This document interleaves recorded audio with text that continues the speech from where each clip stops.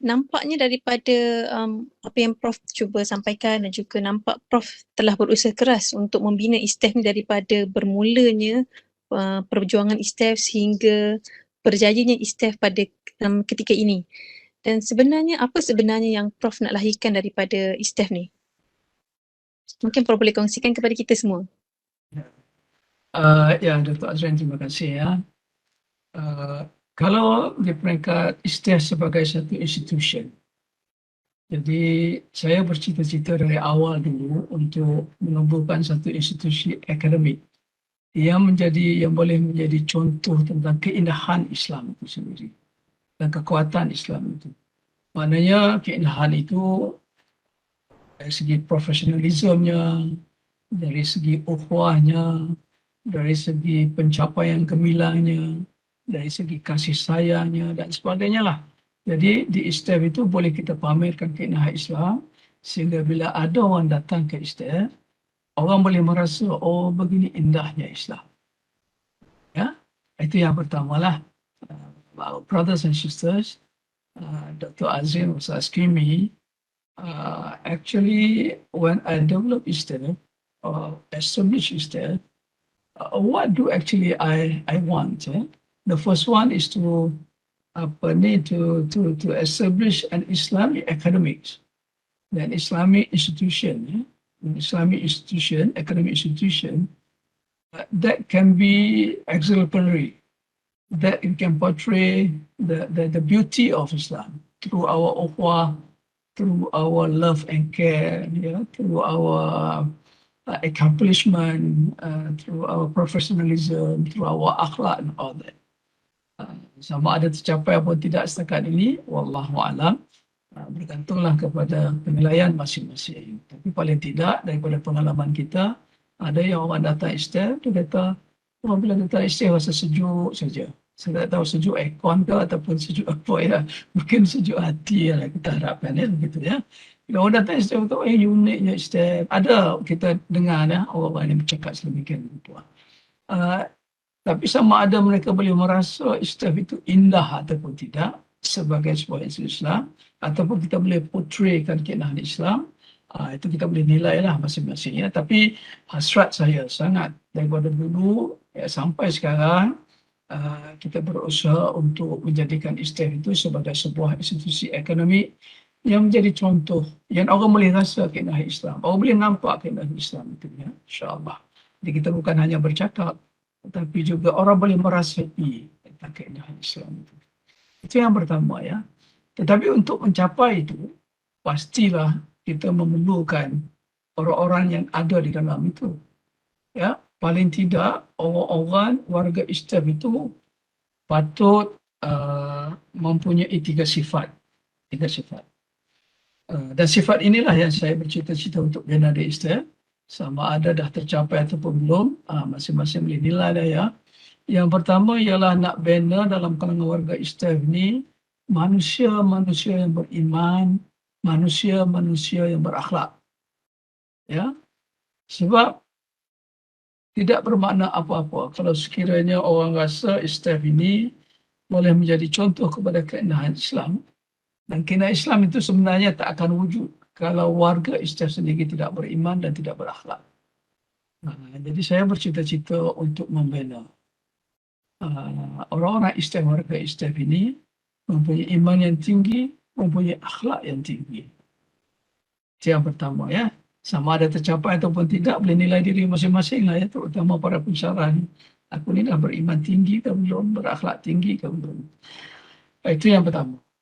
Kumpulan yang kedua ialah, macam tadilah, saya cuba untuk melahirkan manusia-manusia rohani, bukan manusia-manusia ideologi. Walaupun saya tidak pernah sebut tentang perkara ini, tapi dalam hati, dalam pemikiran, itulah. Dan saya rasa inilah kali yang pertama yang saya sebutkan berkenaan dengan manusia rohani dan manusia ideologi ini ya. Ini kali pertama saya rasa yang saya sebutkan ini. Yang saya buat itu terus kepada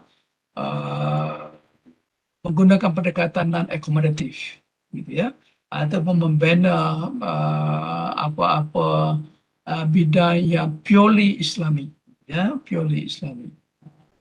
Jadi yang keduanya kumpulan yang kita nak lahirkan itu ialah manusia-manusia yang kuat rohani, bukan kuat ideologi. Tapi ini tidak bermakna bahawa kita tidak perlu tahu tentang ideologi. Kena tahu. Malah kalau boleh menjadi pakar ideologi tersebut supaya mudah kita menolak dengan rohani kita nanti insya-Allah. Sebab kita tak boleh tolak sesuatu perkara kalau sekiranya kita tak tahu apa perkara itu sebenarnya. Jadi kita boleh belajar tentang ideologi tersebut, kita boleh ambil tahu, tetapi kita bukan menjadi manusia ideologi, sebaliknya kita menjadi manusia rohani insya-Allah ya. Yang ketiganya, warga Istiaf ini juga saya bercita-cita nak lahirkan warga Istiaf ini sebagai apa yang saya sebut sebagai oceanic intellectual. Intellectual samudra, intellectual laut lah. Ya.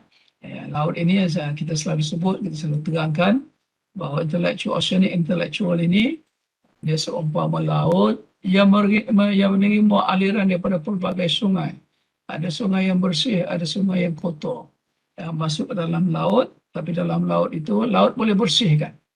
Apa yang kotor tadi dibersihkan, dan malah dalam laut itu juga banyak khazanah-khazanahnya. Banyak khazanah-khazanah. Jadi dalam soalan intellectual oceanic ini, dia boleh belajar tentang pelbagai ideologi yang tak betul dan juga yang betul. Dan dia cernakan, kemudian dia mempunyai khazanah yang banyak hasil daripada cernaan itu yang boleh dimanfaatkan bukan saja oleh manusia tetapi oleh seluruh makhluk Allah Subhanahu Wa Taala.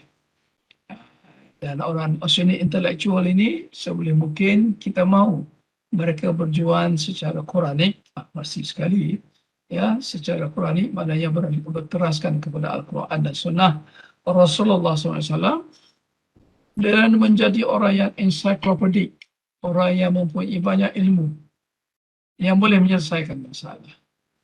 Jadi dia bukan hanya pakar dalam satu ilmu saja, tetapi dia juga pakar dalam pelbagai ilmu yang boleh menghubungkan satu ilmu dengan satu ilmu, dan dengan itu dia boleh menyelesaikan masalah bukan daripada perspektif satu dimensi, tetapi dari satu perspektif yang transdimensional punya perspektif atau transdisciplinary punya perspektif.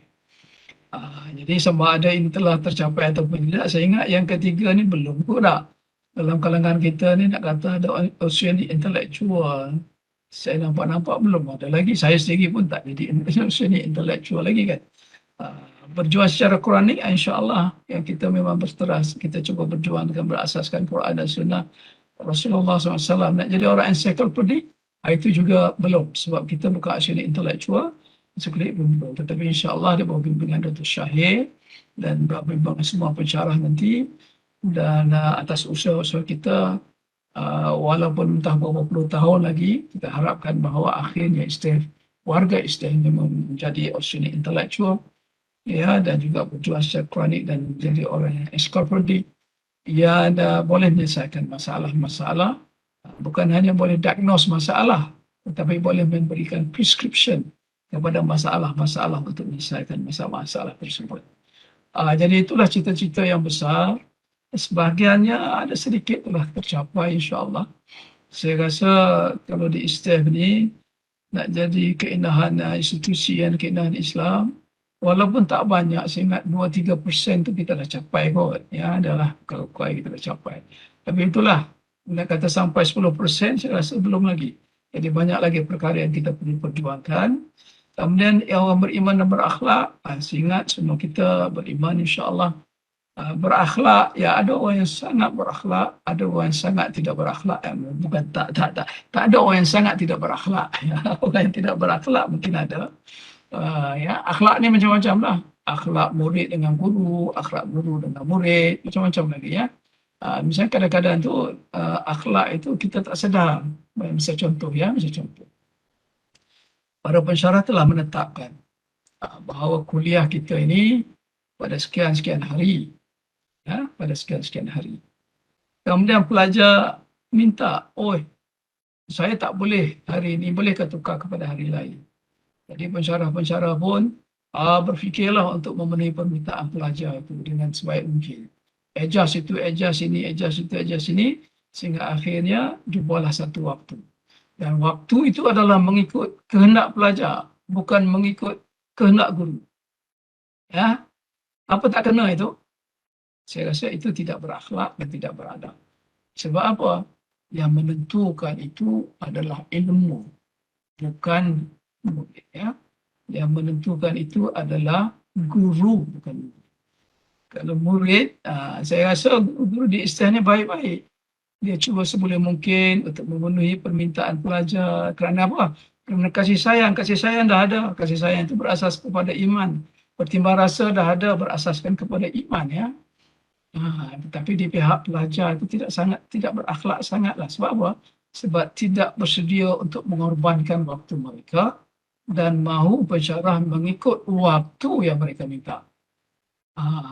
Jadi saya ingat ini kena adjust lah kot. Para pensyarah pun ya dalam berkasih sayang, dalam bertimbang rasa, tapi kena jaga prinsip, ya, prinsip.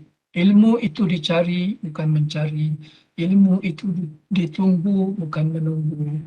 Ya, ilmu itu menentukan bukan ditentukan. Ya, ilmu itu menentukan bukan ditentukan. Jadi dalam bab jadual ini, ilmu itu menentukan bila belajar kena belajar. Bukan pelajar menentukan, bukan ilmu ditentukan oleh pelajar bila dia nak belajar. Sebab daripada pengalaman orang dulu kan, kita dengar cerita bagaimana Harun al-Rashid, khalifah pada ketika itu, nak belajar dengan Imam Malik, minta Imam Malik datang ke istana untuk mengajar. Imam Malik kata ilmu itu dicari bukan mencari. Ya, kalau kamu nak belajar, datang ke tempat aku. Kemudian bila dia datang ke tempat, dia minta supaya dia diajar secara istimewa. Tapi Imam Malik tak, kamu semua sama. Tidak kira kamu raja ke siapa, bila datang dalam majlis aku, pengajian aku, semua sama. Kamu kena masuk bersama dengan. Itu guru yang menentukan. Bukan Imam Malik menentukan, ilmu menentukan. Bukan ilmu ditentukan. Kalau Imam Malik pergi ke istana, maknanya istana menentukan ilmu tadi. Jadi dengan demikian agak-agak larilah daripada akhlak dan adab dalam kita menuntut ilmu. Jadi dalam keadaan sedemikian rupa, akhlak kita ni bukan akhlak setakat jumpa bersyarah, menghormati, itu alhamdulillah dah okey dah. Bila bercakap dengan bersyarah pun ada adab, ada tidak lawan dan sebagainya. Itu sangat cantik. Tapi kita sekarang ni peringkat untuk pergi kepada akhlak yang halus-halus. Kepada akhlak yang halus-halus. Dan ini insya-Allah para pensyarah kena sedar sungguh-sungguh lah, ya. Boleh kita berkasih sayang dengan pelajar kita, boleh kita bertimbang rasa dengan pelajar-pelajar kita, tapi jangan sampai melanggarkan prinsip, ya, yang tidak boleh membawa barakah. Saya risau kalau sekiranya begitu, takut nanti barakah daripada Allah SWT, ilmu itu tak sampai, dan apa yang kita ajar pun tak berkesan di hati mereka. Jadi, kita peringkat di ISTAF sekarang ni, kalau kita nak kata orang beriman, insya-Allah semua orang datang ke ISTAF ini beriman. Walaupun orang bukan Islam pada mengaji di ISTAF, tapi dia tak beriman, kan? Iman itu Allah yang tentukan. Tapi at least dia faham ada Allah itu satu dan sebagainya, kan? Dalam akhlak, alhamdulillah kita nampak pelajar-pelajar kita semua berakhlak, pensyarah kita semua berakhlak, alhamdulillah. Tapi sekarang ni peringkat nak menghalusi akhlak itu. Menghalusi akhlak itu yang kecil-kecil, kita nampak kecil remeh-temeh tapi implikasinya besar, ya? Manusia rohani bukan manusia ideologi. Ini kalau kita tengok tak tahulah, ya. Ini cek diri masing-masing lah. Saya pun tak tahu rohani seseorang itu bagaimana keadaan. Kalau boleh jadilah orang rohani, simple saja dengan menyucikan mazmumah, memperbanyakkan mahmudah dalam berbagai cara nanti sehingga terbuka rohani kita, terbuka hijab kita, dan dengan itu nanti insya-Allah mudah kita mencapai apa yang kita perjuangkan, insya-Allah. Maksudnya intelektual tadi saya sebutkan tadi kan, tak sampai lagi kot dah, tak ada lagi kan. Qurani ni insya-Allah kita yakin, walaupun kita tak mendalam sangat, tapi insya-Allah kita sentiasa sedar bahawa apa yang kita buat ini adalah berdasarkan Quran dan Sunnah Rasulullah SAW. Yang ensiklopedik juga kita belum tercapai. Jadi itulah cita-cita saya, dan sebahagiannya alhamdulillah telah telah tercapai, alhamdulillah. Dan selebihnya yang belum tercapai itu saya serahlah kepada pelapis-pelapis kita ni ya. Dr. Azrin senyum ya, banyak tanggungjawab Dr. Azrin ya, bersama dengan teman-teman pensyarah yang lain untuk menguruskan apa yang kita belum capai. Kecuali kalau diputuskan bahawa apa yang saya cita-citakan ini, apa yang saya nak ini tak betul, kita boleh tukarlah cita-cita. Ya, boleh tukarlah cita-cita, tak payahlah capai cita-cita saya ini. Sebab saya berfikir sendirian. Ya. Sekali-sekala bawa dalam surah juga, sekali-sekala berbincang juga secara tak langsung. Tapi ada kemungkinan dengan zaman sekarang dia tak sesuai. Boleh tukar silakan, tak ada masalah.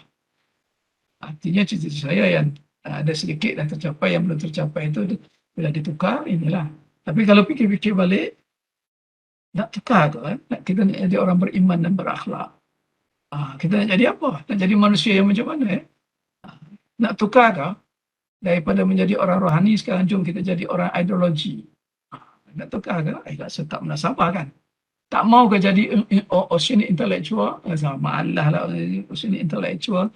Kita jadi well intellectual saja cukuplah. Intellectual perigi, intellectual ini yang tahu bidang kita saja. Yang ini mungkin. So semua pensyarah bermusyawarah, tak salah oceanic intellectual masing-masing specialize dalam bidang masing-masing saja. Dan nanti kita ada kita ada niche dekat ISTEF ni, masing-masing ada niche orang ni. Terpulanglah ya. Ataupun kita nak tukar, tak usah berjuang berasaskan Quran dan Sunnah lah. Kita berjuang berasaskan entah apa-apa lagi kan. Itu tak menasabah kan. Tak mau menjadi orang ensiklopedik, Allah susah lah nak jadi ensiklopedik. Ya, mustahil. Mustahil nak jadi orang ensiklopedik. Dalam keadaan ketidakmampuan kita lah begini-begini. Lalu kalau nak tukar itu terserah ya. Atau berasa tak payahlah jadi ISTEF ni jadi contoh keindahan Islam di sini. Tak apalah. Kita jadi macam institusi biasa lah. Orang datang, tak datang sudah. Dan kita capai KPI kita. Ya, kita capai high CEO kita. Mengikut kehendak mereka, bukan kehendak kita. Untuk melahirkan keindahan Islam itu. Itu bergantunglah ya. Jadi, oleh kerana Dr. Azrin tanya, apa yang sebenarnya saya sibuk-sibuk nak lahirkan di ISTEF, itulah perkara-perkara yang saya cuba lahirkan secara kasar ya. Secara kecil-kecil itu banyak lagi lah, tetapi secara kasar itulah perkaranya. Setakat ini ada yang telah tercapai, ada yang belum tercapai. So yang telah tercapai alhamdulillah boleh teruskan, yang belum tercapai bergantunglah pada penilaian pelapis-pelapis ini. Sebab saya telah bersara, jadi bergantunglah kepada orang-orang sekarang, pensyarah-pensyarah sekarang, sama ada mau meneruskan apa yang saya cita-citakan ini ataupun belum, bergantunglah kepada keputusan masing-masing mengikut suasana masing-masing insya-Allah. Dan saya tidak akan kecil hati insya-Allah. Terima kasih Dr. Azrin. Alhamdulillah, terima kasih Prof di atas jawapan yang diberikan sebentar tadi. Saya rasa, ini pendapat personal saya rasa masih relevan lagi lah hasrat Prof ni sebenarnya untuk apa yang Prof nak lahirkan daripada ISTEF ni. 3 perkara ni saya rasa masih relevan lagi lah untuk kita nak capai COE pun saya rasa high COE. Saya rasa masih relevan lagi untuk kita teruskan dan juga amalkan lebih-lebih lagi apabila bila Prof tekankan bagaimanakah kita nak menjadi seseorang yang oceanic intellectual kan Prof kan. Saya rasa nak capai ke tahap tu kita perlu berusaha dengan lebih keras lagi lah menghalusi akhlak-akhlak yang kita ada, bagaimana kita nak menyucikan kita punya mazmumah dan memperbanyakkan mahmudah. Prof juga ada sebut bagaimana kita nak terus mendapat satu hubungan yang sempurna dalam kalangan seluruh warga ISTEF dan terus mempertikatkan apa yang telah diperjuangkan oleh ISTEF. Semoga apa yang Prof harapkan ni kami dapat tunaikan kerana kami juga telah dididik oleh Prof sebab Prof menggunakan inbreeding concept yang saya rasakan amat terkesan dengan bagaimana kita nak mengubah ataupun menjadi seseorang yang lebih baik dan juga lebih orang kata lebih kuat dalam perjuangan lah sebenarnya kan. Saya sukakan juga quote daripada apa yang telah Prof sampaikan tadi. Ilmu itu sebenarnya dicari, bukan mencari. Dan ilmu itu juga sebenarnya menentukan, bukan ditentukan. InsyaAllah saya rasa daripada apa yang telah Prof sampaikan pada petang ini, termasuk dengan apa yang telah Prof hasratkan, InsyaAllah kami akan sama-samalah keseluruhan kami, warga ISTEF dan juga para pensyarah dan juga student, InsyaAllah akan sama-sama untuk meneruskan perjuangan yang telah dimulakan, dan insyaAllah akan terus orang kata sustainable lah kan Prof kan, sehingga sampai bila-bila lah nak menjadikan satu ISTEF ni sebagai satu institusi akademik yang germilang terbilang dalam kalangan, bukan sahaja dalam kalangan warga USM, malah dalam serutut serata dunia kan. Bila kita nak menjadi satu COE, insyaAllah sama-sama kita akan perjuangkanlah dalam kalangan pensyarah dan juga warga-warga ISTEF yang terlibat. Kita juga boleh lihat kan dalam kalangan alumni kita juga telah membawa semangat-semangat bagaimana kita nak menjadikan manusia rohani tu, bagaimana kesefahaman tu bersatu, seperti yang dikongsikan oleh Dr. Warjio dan juga Prof Sukiman kan baru-baru ini, tentang kegembiraan mereka dapat bertemu dan menghargai apa yang telah Prof ajarkan kepada mereka. Saya rasa itu bukan satu berita gembira yang dapat menggembirakan hati seorang guru lah, saya rasa kan.